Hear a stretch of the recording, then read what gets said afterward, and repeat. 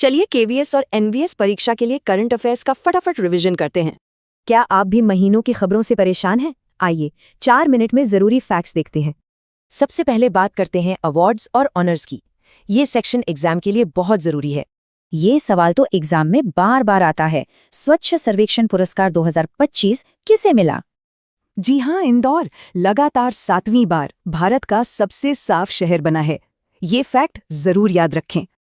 अब स्पोर्ट्स से जुड़ा एक जरूरी सवाल, आईसीसी T20 वर्ल्ड कप 2026 का ब्रांड एम्बेसडर कौन है?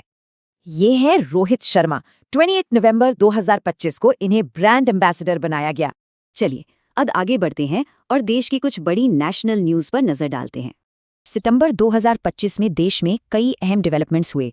जैसे यूपीआई ट्रांजैक्शन ने एक नया रिकॉर्ड बनाया। पहली बार यूपीआई ट्रांजैक्शन एक महीने में 10 अरब के पार चला गया। सोचिए कितना बड़ा नंबर है।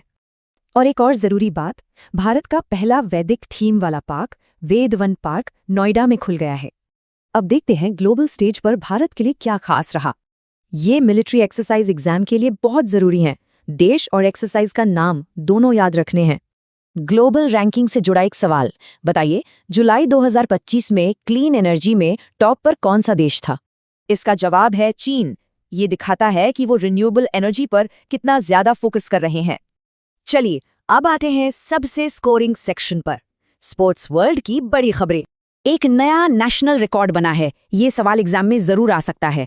किसने बनाया ये रिकॉर्ड? और कौन हो सकता है? नीरज चोपड़ा। लॉज़ैन डायमंड लीग में उन्होंने ये कमाल किया। स्पोर्ट्स से जुड़ी ये 3 और बड़ी खबरें हैं। दिव्या देशमुख, स्मृति मंधाना और गुरकीरत सिंह मान। नवंबर में हुई ISSF वर्ल्ड जूनियर चैंपियनशिप में भारत ने शानदार प्रदर्शन करते हुए कुल 13 मेडल जीते। और आखिर में देखते हैं कुछ की अपॉइंटमेंट्स जो एग्जाम के लिहाज से बहुत जरूरी हैं। ये 2 नाम बहुत महत्वपूर्ण हैं। जस्टिस सूर्यकांत भारत के 53वें चीफ जस्टिस बने हैं।